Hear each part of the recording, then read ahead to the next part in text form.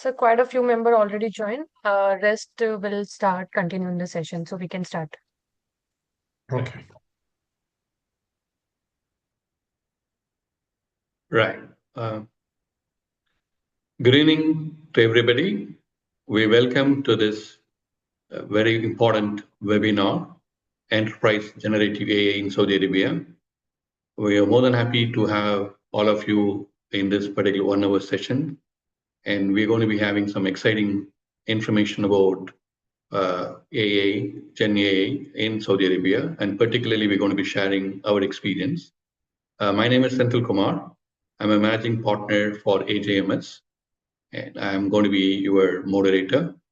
And we are going to be having a wonderful conversation with Mr. Osama. Mr. Osama is a leading personality in technology consulting services. And we do have Mr. Kamaluddin. He is a CEO of Exilia training institutions in Saudi Arabia. And I would like first Mr. Kamaluddin to talk about a few minutes introducing the webinar today. Thank you, Mr. Senthil. It's my pleasure to be part of this webinar. First of all, may Allah bless this webinar to be very beneficial to everyone. Also, I'd like to thank Mr. Osama Al Abdullah, who will be presenting a great topic, which is normally quite talkative in the market as of now. So my name is Kamaluddin Mohammed. I am the CEO of Exilia Training Institute in Saudi Arabia. Our institute is one of the recognized institute by the Certificate Authority, TVTC, of Saudi Arabia. Currently, we are engaging with Harvard Training Institute to especially to take the corporate level courses based on the Vision 2030 requirements of Saudi Arabia. There is a huge demand among the companies, especially in the banking and telecom sector.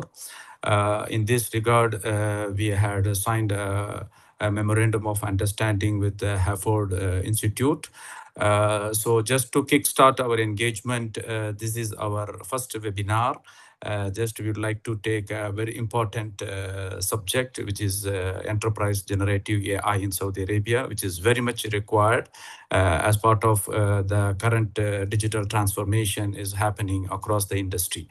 So thank you very much, Senthil, for this great opportunity. I hope this seminar or webinar will be beneficial to everyone who is attending, and we'll look forward to attend more courses from our institute. And you can browse our website, exilia.edu.az as well. Thank you.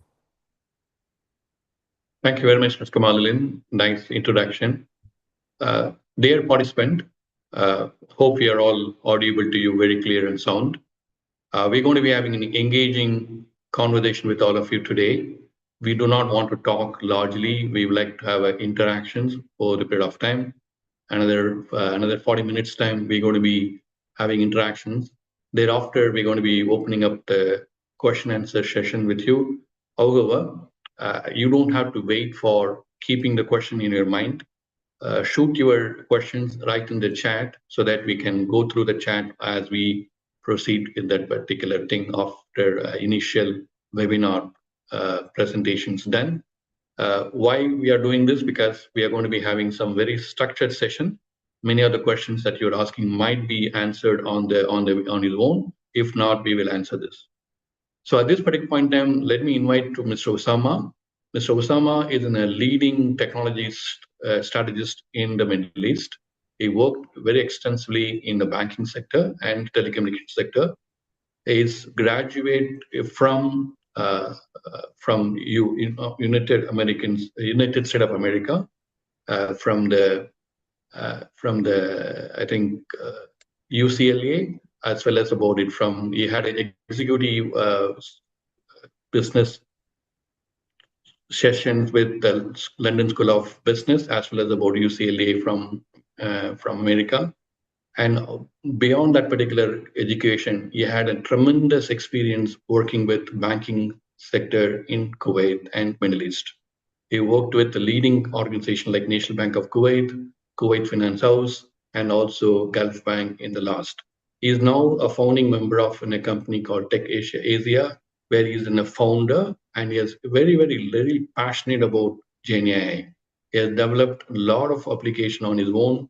He has done an agentic processes on his own, and he's going to share his experience of consulting and providing consultancy implementation of Gen AI things about it.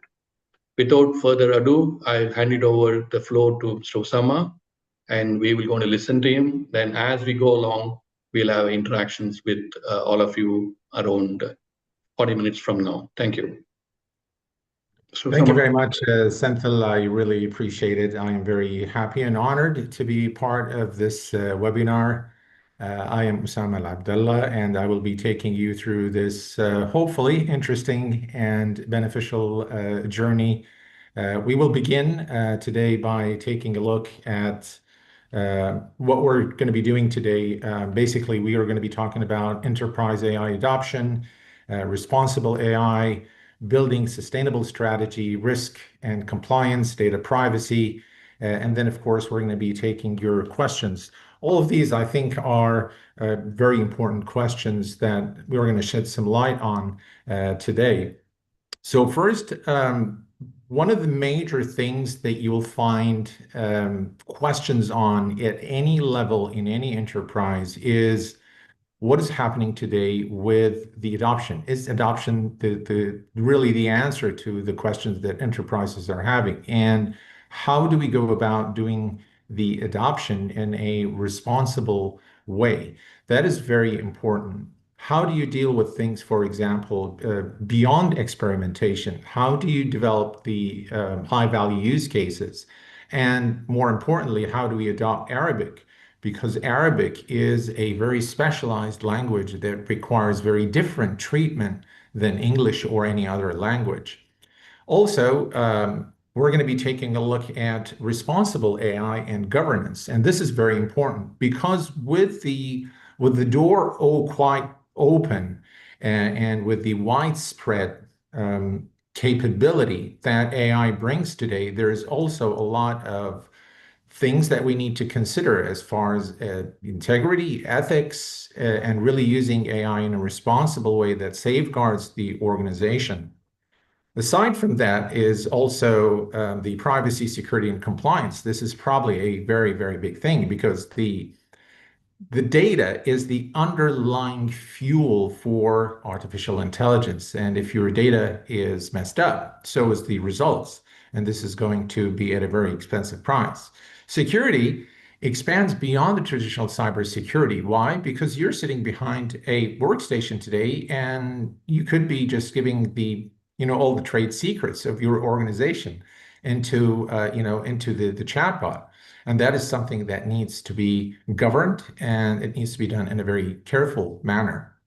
Regulatory compliance also becomes very strategic when you are using AI, especially if you're using AI in financial institutions or investment companies or any company that has proprietary trade secrets. It becomes very important. So there are three things that we need to look at, and the dimensions are when we're talking about strategy, governance, and operation is the purpose, the timing, the audience, the output, the frequency owner, and the key risks.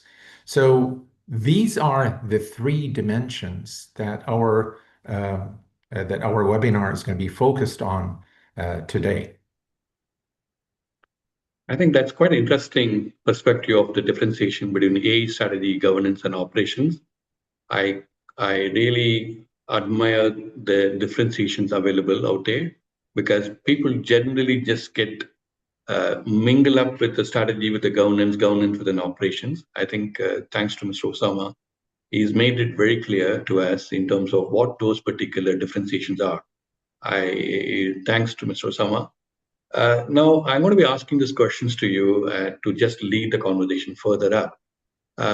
You, in the beginning, you talked about, organization is now going beyond experimentations to production AI solutions in that, right? It could be anything about fraud management. It could be about chatbot or whatever that we talked about it. But from probably look at it from the last year MIT report, it's state about a very large number of present agencies remained at the experimentation or failed to be going into production. Yeah. So, from your experience, Mr. Osama, what do you think about it? How do you, in successful organizations, take this a concepts to a kind of working pilots, working plan to experimentations about it? Can you share some ideas in terms of how do the organization do that? Okay, so that leads us into the very first part of our webinar, which is enterprise AI adoption. So the most important thing, Senthil, and from experience and what I have been seeing throughout my interactions with a lot of the organizations here in Kuwait and beyond, is that there is a bit of a misconception as to what AI adoption means, what generative AI adoption means. And maybe it's important that we shed some light on what is actually generative AI adoption and what is not. Because what I've been seeing is that some organizations they start using, for example, chat gpt in the organization. They sign up for an enterprise account and they say, oh well, we are currently in an organization that adopts AI. And that is a misconception because enterprise generative adoption is moving beyond the isolated experimentation. It's really going into a real business process. It's really having tangible value and real business outcomes. It's not about running disconnected pilots or processing without assessing risk. So I think it's very important that this distinction is made. Now, the business value filter is a very important step in this process because if there is no value there in the actual business case, then there is really no point in making the investment. And the investment sometimes is not small, okay? The investment sometimes is very large, especially in larger enterprises, because you have people to train, you have a culture shift, and all of that is going to cost you a lot of money. What's very important when you are designing for AI and having a very strong strategy is first identifying your business value. What is the value that this is going to bring to me? What is it going to bring to the organization? Is it going to be increased revenue? Is it going to be decreased cost? Is it going to be an operational enhancement that will improve my processes? Is it going to allow me to invest more in my manpower, so in human capital? The next thing is going to be something very important in this process is to have a proper use case definition. Once you have the use case, you will then be able to understand how you are going about implementing your AI strategy and what value exactly is going to be drawn from that use case. Of course, data readiness is very important because again, like we said in the beginning, the data is the fuel for your AI. And then the suitability, then you need to assess the risk and impact because this is key to the success of your project. And by the way, risk and impact can always be something that can be adjusted based on the overall appetite of the organization for risk, for accepting risk. And of course, one underlying concept that is absolutely critical to embrace throughout your AI journey is the human oversight. Why? Because AI can draft, but there is always a verification process. Things like hallucinations that we all know about that AI can do. And so it is extremely critical that human oversight is part of your AI strategy. Now, from ideas, maybe from AI ideas to enterprise use cases, I think if we look at the use cases or if we look at the process that we need to follow in order to take one idea and going to an enterprise use case is to identify the business problem, identify the value, and assess the risk and the responsibility, scale and operationalize, define, access and assess your data, and then you do a pilot and you validate before you actually deploy to production. Does that answer your question, Senthil? Very well, very well, very well. Thanks. I think that's pretty very well summarization. I think at this particular point in time, I like to share one small experience that I had with Saudi Arabian organization in Riyadh. We have been appointed to work on a project. The one thing which has been really made it very well is that, as you correctly said, the business use cases. We were able to look into the use cases, and we thought we're going to be doing about summarization of documentation, email kind of thing. But actually, that is not the use cases generally organization look for. Organization look for, am I going to be increasing my revenue? Am I going to be optimizing my cost? That kind of question comes in. How am I going to be making my productivity increased multifold? If anything which is less than a 70%, 50% productivity increase, that's not a use case at all. So you were extremely correct, and then very it's reflect the experience that we have also have it at them, and it's a good to hear the similar thinking, Mr. Osama. Right now, as if we're talking about use case, I think you have something to tell us, a good story about here. Please go ahead, take a minute to tell what exactly that you're here the use cases are. Okay, so I think there are several cases that we have seen already, enterprise interactions today, where Gen AI is changing everyday life. And we're seeing this in customer service, in employee AI assistance, knowledge management. And by the way, we're also seeing a lot more shift now towards using AI for things like KYC with the banking sector, KYC and KYB, know your customer and know your business. So that's something we're definitely seeing.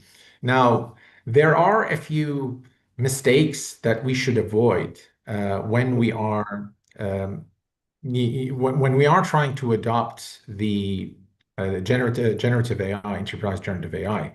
So first, deploying AI on a poorly defined or inefficient workflow is something that should be avoided at all cost. We should not be asking generative AI, for example, to produce financial or management reports from uncontrolled data sources. That is a big no-no. Putting a chatbot on top of an existing process and calling it automation is really not the way forward. Counting prompts, users, or generated documents as evidence of success, this is again not adopting AI, and it should not be the metric for for your enterprise generative AI strategy. So the automation without process redesign can make some very inefficient processes. And that is something where we need to be very clear on where the value is and where it breaks. So Gen AI can, without a doubt, accelerate the knowledge. It can make you more productive, okay? And it can draw a lot of value.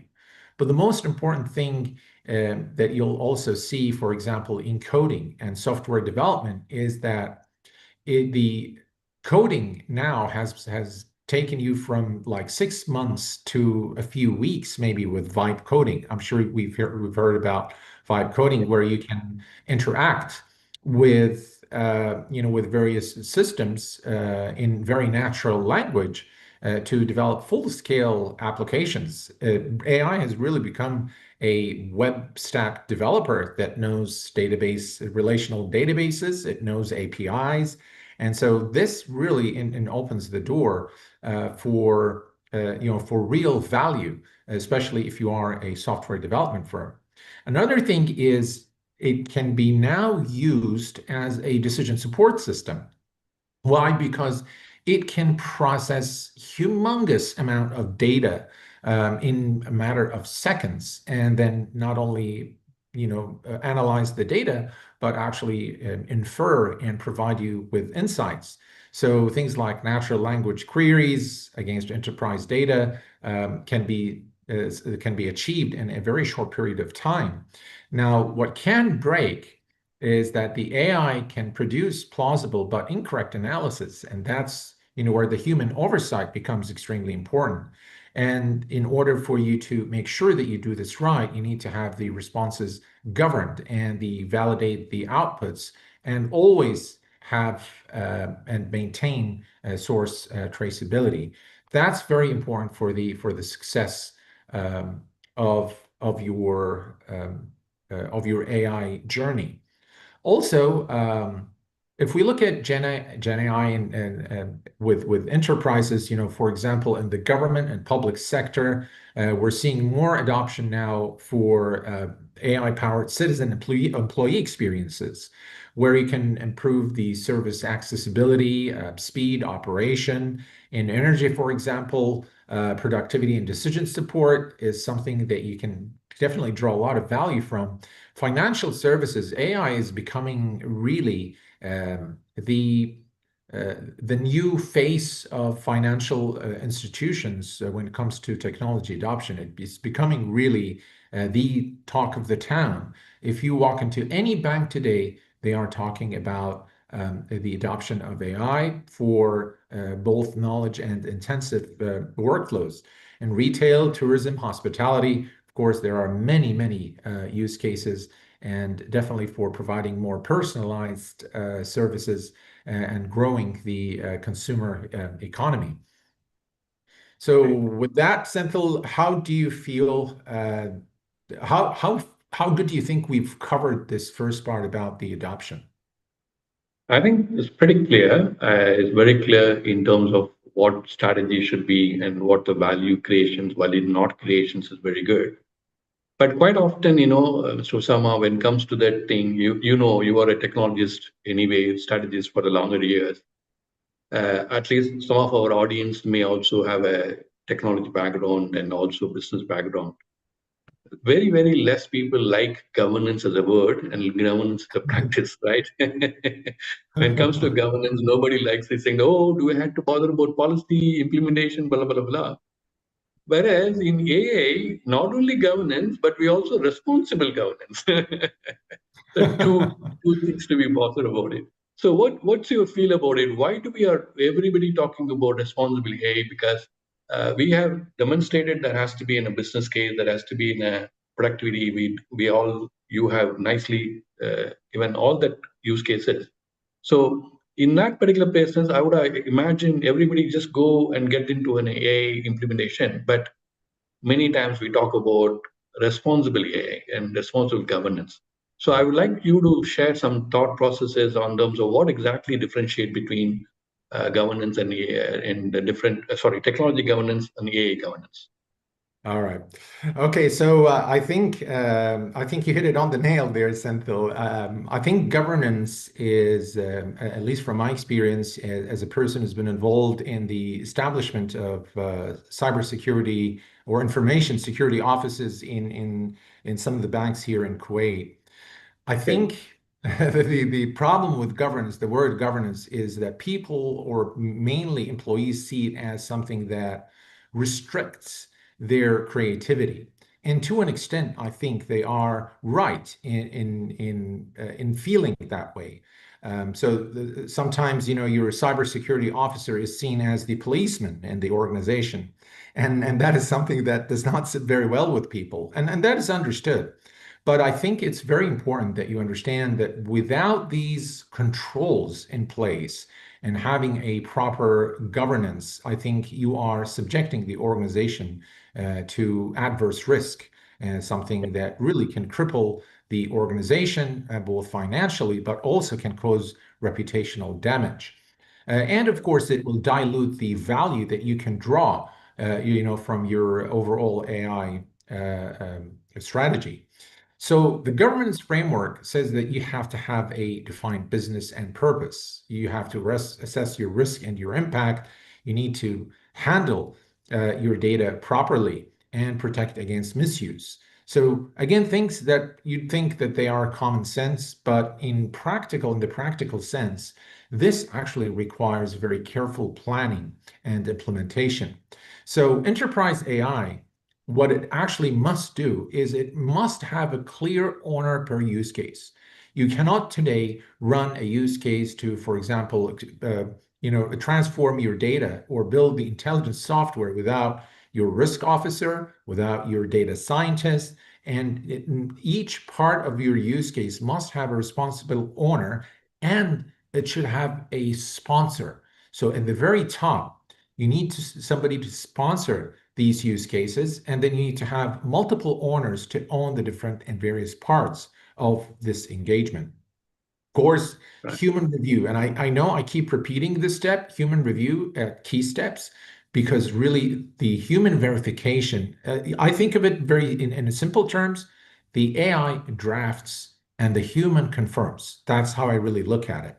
So from that perspective, if we look at an operating model that is sustainable over a period of time, is going to be the ownership, where you establish the clear responsibility, have proper decision right and RACI matrix that's going to define who can approve, reject, and escalate when and as needed. And then, of course, the life cycle accountability, which is very important for assigning accountable teams for the development, validation, and deployment. So if I go from if I want to go, for example, from the governed AI, from design to retirement, we'd look at something like use case and design, the development and validation, deployment and monitoring, change and revalidation, and retirement and evidence. And for software developers, I think looking at this is kind of sounds like the SDLC, but with fewer steps. It looks exactly like the SDLC, like the waterfall approach. That's something kind of like it, where you get the requirements, and then you validate the requirements, you build the business, you build the SRS, you start developing the code, you test the code, you deploy the code, and then you have your change and the change management process, and then of course you have the disposition of your system. So that is something very similar. I mean, if we were to draw an analogy, that's the analogy that I would draw. Now, what organizations actually need to put governance into practice, they need five things, Senthil. They need the foundation. It needs to be a risk-based classification. They need to work in a controlled environment, monitor the performance, the incidents, the audit trails, exceptions, and they need to enforce the controls and the compliance, and of course, the organization's policies. So, one thing that we've already talked about a lot throughout this webinar thus far is the human oversight and the accountability. And I think it's very important to also explain what this means in layman's terms. So at level one, when you're talking about human oversight, we're talking about ad hoc. So these AI decisions are reviewed inconsistently. There's no defined escalation path or accountable owner. Okay, so that's one, or the level one. And sometimes, by the way, none of these is wrong. I think for different stages of your development, it's going to require some sort of human oversight. But these are the kind of oversight levels that you will need to have adopted, and you need to apply as per the progress in your specific development. In level two, we're talking about something a little bit more defined, where the human review is required for selected outputs, and basic approval and escalation needs to be in place. In level three, this is where we're talking about controlled human oversight. And this is where we have to have named owners. We need to have a cleared RACI. That's the responsible, accountable, and informed responsibilities. Yeah, Yes. exactly. You need to have the documented approval workflows, the mandatory human in the loop controls. So this is something a little bit, you're heading into a little more mature state. And then predictive, that is actually something that indicates the organization is at a maturity level, or that the process that you're at in your specific use case require that level of maturity, where there's a continuous oversight based on risk levels, automated alert triggers, human intervention, and escalations where required. So that, I think, from an AI governance perspective, from the governance perspective, yeah, go ahead, Senthil. I think I pretty like the way in which you summed up in the last session, level one, level two, level three, level four, as an accountability, which is really goes within a maturity level, go the bit of time. I think it is very, very strikingly different between any other way of looking at it. I think you very much summed it up well. I think all the participants probably take note of it. I saw one gentleman, Muhammad Ilyas, has raised a question. Muhammad, we will come back to you. We took a note of your question, Muhammad. We will be reverting to you as we probably go for another 10 minutes time, Muhammad. And all other participants, if you have any questions, so far we've spent 30 minutes time. So you may have some questions to be asked. So do not feel shy. The very purpose of this is about interaction. So shoot out your question and we will go through another 10 to 12 minutes time. Now, as we move along, Musama, I think you were rightly talking about sustainable AI strategy because we started about beginning, it's talked about use cases, we talked about governance, and but anything has to be sustained. If you do not sustain it, nothing is going to be in the business value to organization because no customers likes something ad hoc measure, no regulator likes something hodgepodge. So sustainability is very important perspective. I really like to know from you, how do we sustain it from experimentation to production and sustaining it? And I would like That to is know from you. that is a very important question, Senthil. And yes, building a strategy is one thing, but building a sustainable AI strategy is completely a different ballgame. And the core components of having a sustainable Gen AI strategy is 8 pillars that you need to basically adopt. The business and AI objectives must be defined. You need to have a use case portfolio and you need to evaluate it for its priority and what really makes more sense for the organization.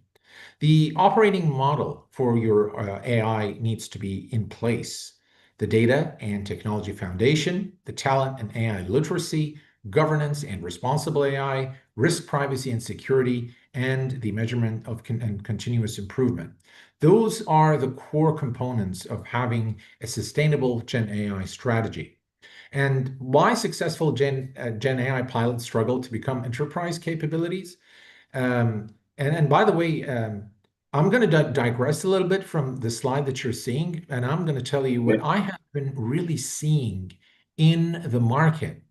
So what I'm seeing is not the question that is really there out there is not whether should we adopt AI or should we not. It's actually we know that we need to adopt AI. We know that we need to have Gen AI pilots, but the question becomes, how do we do it? How do we actually do it? How do we actually succeed from, taking that one idea and developing, the pilot, and then from the pilot we can build an MVP, and from an MVP we can go for an enterprise and something that we can scale up in the future. And really, the process is to always prove your business case, validate your data, test in real time, establish your security controls and your governance around it, and then monitor the performance. I think it's very quite. Thanks for that particular thing. It is important to also to share one of my experience of my doing in one of the company that we come up with an initial strategy, implemented something, but thereafter, what happened? There are two things which is happening quite often in Gen AI. One is about models getting introduced, model getting improved, right? So the model that you would have started off with, let's say ChatGPT 2 or 3, now we have a ChatGPT 5. So there's a lot of improvements happen between a model to model. So we need to keep sustaining that particular increasing in the model. And also Precisely. sometimes what happened is that like it's happened to us in one of the client when we developed a kind of algorithm or a data, forecasting techniques or data management techniques, sometimes that model which we developed it or the algorithm that we built it drifted away. Instead of Yeah. identifying a fraud, it tend to be false positive identification. At times, it brings it up something which should not have been caught. It gets it out. So, in that way, once that particular point that I think you in your slide somewhere you said about something about a operation model. That AI Yeah. operation model is slightly different from the other operation model because once that operation model, what we talk about is that, okay, monitor kind of whether it's happening, not happening incident.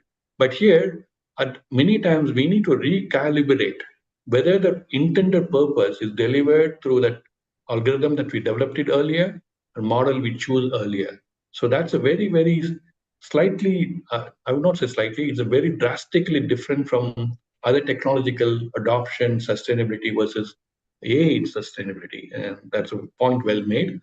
Now, in the interest of time, I think we have to give a lot of audience also question. Abdul Rahman asked a question. Abdul Rahman, we take a note of it, and we will properly come back to you in terms of differentiation between AI in governance and how governance can also be, governance can also be developed. We'll come back to you, Abdul Rahman. Now, switching the gears to the risk management, Mr. Osama, probably we don't have to talk about it, and maybe all the people are knowledgeable enough. Fabel 5 was introduced, Fabel 5 was withdrawn, again, Fabel 5 was reintroduced, right? So there are levels of risk at the model level, risk at the third-party supply management perspective, and also risk at our own models and things about it. So I would like to listen to you in terms of what kind of risk that landscape you're talking about. Thanks for this slide. Go ahead, please. All right. Thank you very much, Senthil. So I think when we talk about the AI risk, I don't think that it differs much from, the traditional and the classical definition of, the risk landscape that we all know as far as organizations are concerned. But I think it's very important that to understand that there are a few new things, new concepts that are introduced when we're talking about AI. Things like model hallucinations or inaccurate outputs, the model bias, for example. And it's very important, by the way, that we're able to measure these. Also, with the use of AI, you have the data and privacy risk that surfaces to, to the paradigm. Sensitive data exposure, for example, or unauthorized use of personal credential information, poor data quality. The cybersecurity risk becomes humongous when we are talking about AI. Why? You have now things like injection or data leakage, malicious inputs. And there are now new pathways for hackers to tap into your organization or do a lot of social engineering, for example.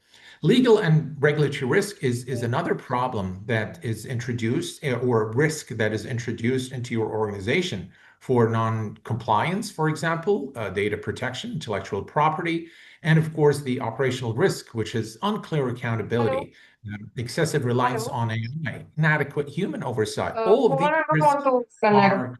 are She quite said that real. you guys carry on. So all of these are quite real and Uh-huh. can really affect the organization. Managing, I think it's very important that we're able to manage these models and the risk in the output. So I think the approach is to have the AI models connected and approved through the enterprise data sources. You need to have a validation layer. You need to monitor the risk and the bias. There needs again to be, and this is something very key at Senthil, which is the human review. This is something that keeps popping up in every single discussion that I have with my clients. It is that human oversight, and that's, by the way, very key also when you are adopting AI, is you need to explain to your employees that, by the way, a lot of your jobs are not going to go away. They're just going to change. Change. And the statistics actually prove it that yes, 70 million jobs will be completely gone by the year 2030. But the counter of that is that 170 million jobs will be created as a result of AI. So I think the culture is going to change and the way we adopt things and work with things is going to change. And of course, always have your monitoring in place. Track the hallucination rates, the accuracy, the model drifts. All of these are items that needs to be on your watch list when you are adopting AI.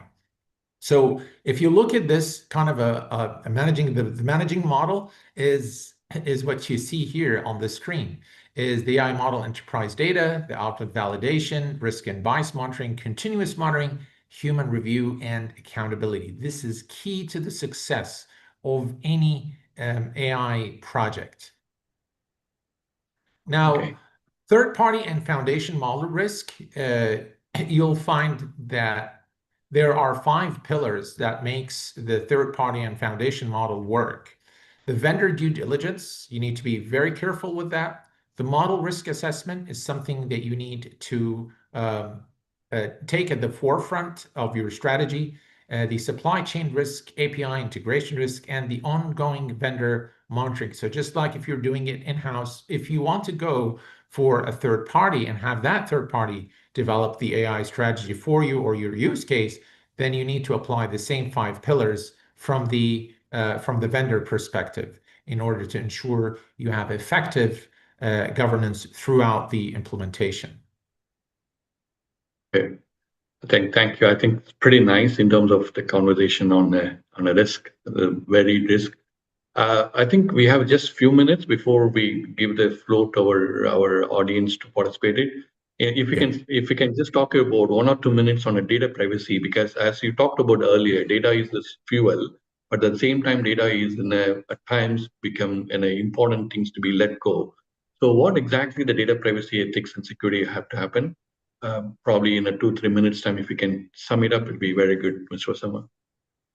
Absolutely, Senthil. So basically, security response mechanisms are very important. So if we look at the type of risk, you need to define what you see here, by the way, on the screen is what I propose. But you can actually have a response mechanism that is compliant with your organization and your acceptable risk level. So for prompt injection, for example, you're looking at having input filtering and guardrails. Guardrails are very, very important when you are adopting AI. And what this is going to mean is that you want to be able to detect block malicious instructions designed to manipulate model behavior and the frequency. So you need to define the actual risk. What is the risk response mechanism? And what is it actually going to do? And the frequency. And when are you going to do it? So that is what you really need to define as far as the AI security response mechanisms in place. Now, in Saudi Arabia and regulatory landscape, now I'm from Kuwait, but I don't think that the vision differs much from the Saudi vision for 2030. I think the entire GCC has pretty much the same vision. And if we look at the national direction at level 1, if you look at the regulatory landscape, you have a national AI direction. So this is at the highest level in Saudi Arabia, at the government level. And so is the case in Kuwait and other GCC countries. Level 2, here you have the regulatory and governance framework having the national AI governance, the data protection, and cybersecurity. And at level 3, the enterprise AI controls, which then starts with the AI systems, the governance, secure data security risk, and regulatory evidence. So you can see that the landscape has grown and at different levels with the advent of AI. So this is going to be the RACI matrix that we have been talking about throughout this presentation. So why AI data governance fails at handoff points? Because if you do not have the RACI matrix properly defined, having a responsible person for implementing the data, an accountable owner for the outcome, and a consultant, legal expert and AI expert in order to make sure that you are sound throughout your journey, and the senior management being informed at every step of the way. That is probably where your data governance would fail. So those handoff points are extremely important for the success of your project. So if I look at the Enterprise Gen roadmap from pilot to scale, you'll begin with something that is very specific on defining, your use case. then developing, your actual MVP, and then taking that to scale with your organization. So it's very important for you to have a successful pilot is to have a scale-ready AI roadmap.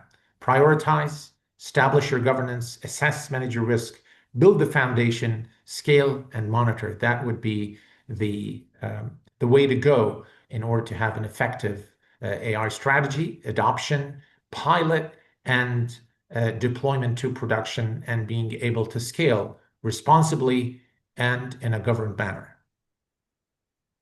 Thank you very much. I really, really appreciate. I think that we are also keeping the time very well. Thanks for that. Now we are going to open the floor for all the people. One thing which I did not mention it, but it is very worth mentioning now. Should you wants to talk to Mr. Osama in Arabic, please feel to do it. It's one of the reason that we would like to have Mr. Osama is to have a conversation with you on Arabic also. So feel free in case if you'd like to have a conversation with him in Arabic, and you can have an engagement directly with him. Okay, now the time for all of you to have a question answered to us.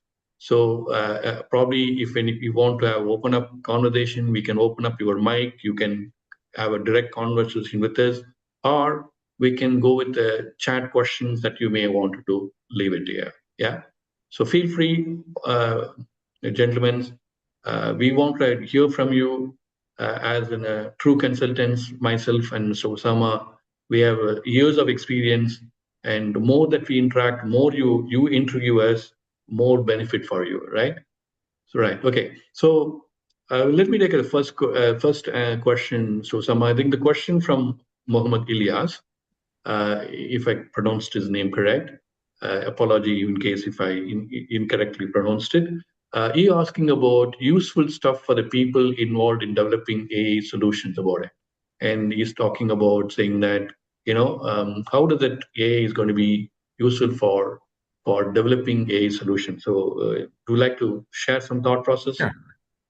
Okay, so basically, I think this is a really good question because personally, I have been a developer. So my background, I started my career being a developer. So this is something that I have been actually using quite heavily.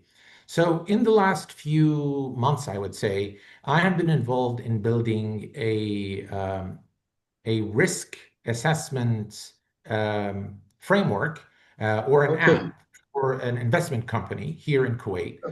And I Okay. think what the main benefit of using AI to build solutions is really, first of all, you know that technology advances very quickly, and things that may be relevant today may not be relevant tomorrow. AI keeps track of that. So if you are developing, with React Native today and you want to do something else, or you want to go to the next version, AI can take care of that for you. So that is something the knowledge, in terms of the knowledge base, you don't really need to maintain very large knowledge base. But the more important thing is that the ability to write code is not something that you have to be very proficient in anymore, because the AI can write much better code than you can, and it can do it at a lightning speed. So in terms of speed, productivity, it can do it much, much better. Now, the oversight is very important. So the architecture is something that you need to tell the AI how you want to do it. The AI is not going to replace your thinking. Okay, your thinking is going to be your thinking, the way you build things. You know what works and what doesn't. It can suggest things for you, but the ultimate decision maker is you. So it will help you write code. It will help you verify your code, build very agile solutions, and do it at scale in a very short amount of time. I hope Yeah. that answers your question. Very, very well. Mr. Jacob, I saw, I think you put up your hand. Before I take your question, Mr. Jacob, let me answer the question from Mr. Abdul Rahman because he wrote it from 10 minutes before. So we'll take it in the queue. Abdul Rahman, I would like to answer your question. I think there's an AA can work on both ways. AA had to be governed. So what we spoke so far, we talked about how do you govern AI. So Mr. Osama is giving a lot of examples in terms of how do you do it. For example, you had to have a kind of waterfall methods, or maybe a new idea of working, vibe coding. You have to have a operation model, RASIs, and policy procedures. He talked about largely, and he also talked about how ethically can use it. How do you should not use AI for discriminating a section of people. So the discrimination should not be at all used it for any purpose. And that's really anything. And you also talked about a lot of risk involved in terms of data being whether intentionally or unintentionally, compromised it or give it to the people, particularly when you're talking about Saudi Arabia-based, PDPL, talking about if a lot of things happened recently, 2-3 months before, about European Act, which comes with a very, very strong controls. And we're also talking about your other way around. People wants to use it, and then they just do not mind putting the data outside. So the governance, so A has to be governed. That's the first question. If you ask me in terms of how do A can help in governance, that's a really good question as well. There are a lot of use cases available in governance, particularly. For example, I think one of the slides Mr. Osama talked about, how do you use the so-called policy procedures earlier, not read by anybody, nobody bothers about anything to be asking anything. You can create just a governance, like a RAG model, RAGA model. So the RAG model, a retrieval augmented model, can be available within your organizations. So anybody can go ask question about it. Hey, is it appropriate for me to accept a gift more than 1,000 Saudi riyal? What are the company policy talks about accepting a gift more than 1,000 Saudi riyal? Am I allowed to perform this activity beyond my authority? So these are the questions that you wants to refer. So what had happened in the past? You would have referred back into number of pages. Hey, this section 7.3.2 talks about something like that. You may come up with them. It might take in a 15 minutes, 20 minutes time to understand it. But now, governance, there are platforms available. You can have a rack system available, which can ask you any question, ask anything question, and it's going to give you a very, very good answer and with a citation. Again, this is referred by acceptable usage policy, section number 3.4.2, like this is going to give it to you.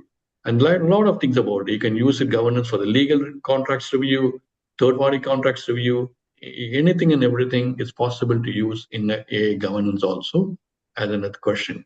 Right. So now I'm going to give back to Mr. Jacob. Jacob, you put up your hand. Do you like to speak or do you like to chat or tell us? What's your question, sir?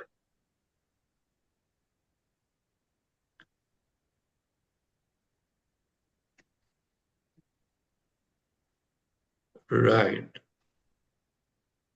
I'm not able to see Mr. Jacob, but anyway, there's somebody, some other person, Afil, he asked question and he shared some of his thought process to us. Somebody, Samir Karam, any recommended tools? Mr. Karim, Samir, there are so many tools available. I would simply recommend you go to a tool base called Hugging Face. Hugging Face provides you a enormous amount of tools available. You don't have to go anywhere, just go there. You'll understand what tools available because your answer is not related to any specific question, but you're asking about recommended tools. So I would say Hugging Face is an excellent place to go about it. And there's somebody else is answering questions. 1 minute. Let me just go there. Just Okay. on the tools, Senthil, what Okay. I'd like Yes. to just add on top of your answer, what was very important is Super. don't think of the tool, but first think of what is it that you want to achieve. I think that is going to help you. It will sort of guide you to which tool you want to use. And like Mr. Senthil said, there are a lot of tools out there, but there are tools that are specialized for certain things. For example, let's take it at a very kind of rudimentary level. If you're just for home use, right? For personal use.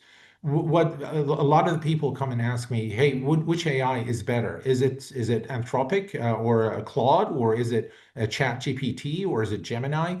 my answer is always it depends on what you want to do. For example, if you want to do research, very deep research, very methodical research, Manos is the single best AI researcher out there. It's better than anything that I've seen, even better than Claude when it comes to research.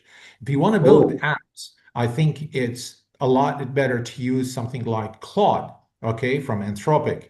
But ChatGPT is actually catching up with Codex and all the new features with 5.6 Soul. If you want to do anything related to Google, the Google ecosystem, then I'd highly recommend that you use Gemini because that system is all integrated together. Now, one very important thing to understand here is why a lot of the financial institutions are actually going with Microsoft Copilot. And by the way, Copilot is not the best of the models out there, but the reason is that Copilot or Microsoft has made a very important pledge for enterprises is that they do not use your data to train their models on doing tasks for other organizations. The only training that Copilot will do on your data is for your own organization on your own tenant. So it actually learns from your data to provide you with better insight and results only for your specific data. And of course, remember that a lot of the organizations have Microsoft as their Office approved Office application, and so it is integrated with all of it. So it's very important before you think of the tool is to think of what is it that you want to do. For example, in the marketing area, a lot of people talk about generative AI, building videos, images, ads, right? So for example, image models, if you're creating new ads, ChatGPT is the best out there today.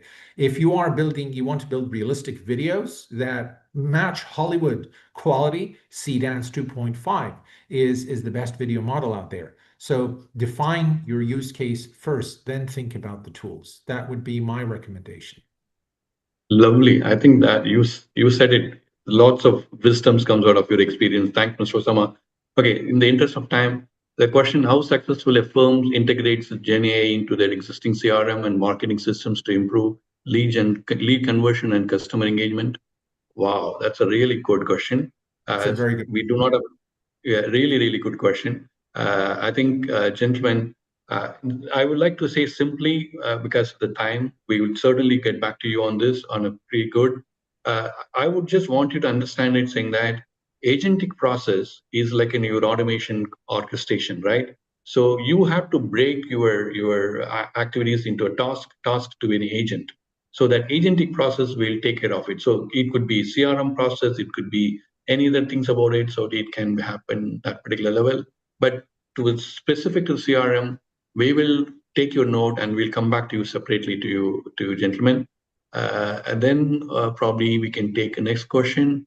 This is from Fada. How is advancing AA in active personalization viewed? Active personalization is viewed. Fantastic. I think maybe in the interest of time, again, let me just give you one small thing. We recently worked with one organizations where you had to have a lot of, the seminar or internal training program happen, which is very boring. Nobody wants to look at it kind of thing. And this organization used videos like what Mr. Osama said, and they developed avatars after avatars after avatars, and those avatars talked about it in terms of how do that each of that particular functions are really work. For example, I created a 4 or 5 avatars together to do a role play, and you that particular thing is in front of you.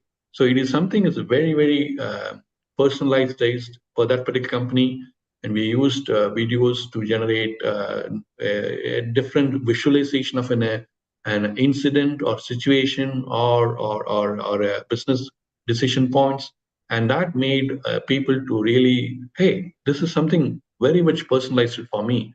And you can also do a personalization number of other things about it: CRM, customer orientation, how do you segment a customer. We used to have a very segmentations pretty uh, written in the stone kind of thing, but now you can do it individually by individually. You can do a customization, sorry, personalization for your customers. So great question. And so super. I think this Abdul Rahman again talked about, can concurrent cloud infrastructure support the massive computing power GenA requires? That's a very technical question. Abdul Rahman, we will be back to you because we're already short of time. We are taking note of it. There isn't a question about concurrent cloud infrastructure versus hybrid versus the GPUs. We will be talking to you in person because it's a very technical question. I don't want to bore other people. Okay, is there any more questions? Okay, in the interest of time, if some of the question we missed it out, just don't worry about it. We are going to be come back to you immediately, individually by within this weekend. We will be back to you. Right. At this particular point in time, I would like to thank you, all of you, the participants, because you really made that important decisions to invest 1 hour of your valuable time with us, without which we are going to be talking about in generic, but your questions are really good. And I would like to thank Mr. Osama. The way in which he's constructed and put together the particular presentation flow is pretty good. He talked about from the use cases to the risk and management. It's pretty nicely flew. I really picked up some of the uh, points that he made about it. Mr. Sama, really thankful for you for spending some time. You were such a wonderful person. Your academics really talks in experience now what you delivered to us. Thank you very much. At the last, Mr. Kamaluddin, I really thank you for you to provide an opportunity for me and Mr. Osama to have an engaging conversation with participant. It's a really nice. And at the end of it, before I ending up, I like to thank the all the people who worked behind it, the marketing team, video generation team, the team which is now working towards to make this particular sessions available for us. Thank you very much. Effort, integrated trainings, Apiksha, Bashir, and everybody. Thank you very much. At the last, before we close it up, participants, you are the people, you made us engaging with us. The level of question that you asked is super. This is the award that we would like to have it over the period of time. So we going to work with Exilia, going to come up with a 2-day session, two different session track. One is about business oriented AI, and which is going to be how do we use cases generation, what kind of things to be done, nitty-gritty of selecting use cases, what should be looking to the investment returns, what should be look at the data availability, blah blah, all that. Another one is about very technical in terms of how do you become an AI engineer, how do you use your data as modes of the insights, what kind of dashboard you can create it, how you use your data analytics teams to look at it. That's going to be another training program coming up, which is going to be in person, because we are not going to talk about in the year. It's going to be a very hands-on work program. We are going to be going out of 2 days. You have to have something. Hey, I learned something. I'm going to implement it in my office or my personal work. So this is going to be in person in Riyadh. We're going to be conducting training programs, and that's going to be a workshop based. It is nothing about theories, nothing about lecture. It's going to be you using tools, demonstrating, and adding value to your organization about it. We will be, most of the time we'll come back to you. Thank you very much for this time you invested. I hope your investment of 1 hour is a reward to you. Thank you very much. Thank you, Senthil, and thank you, Mr. Osama Abdullah, because the way that he structured the webinar, it's wonderful, because the key topics that he covered, it's very much essential of the hour that we are discussing now. Thank you all for all the participants. And soon, like all the courses that what Mr. Senthil has mentioned will be listed in our website as well.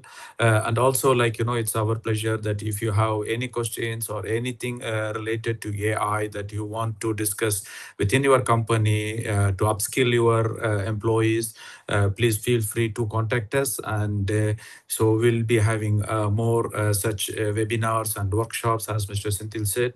And thank you all for your great participation, and special thanks to Mr. Osama Abdullah for this wonderful session. Thank you very much, Thank guys, you. for having me. It's been my absolute pleasure. I really enjoyed it. Thank you so much. Thank you all. Take care. Assalamu alaikum. Salam.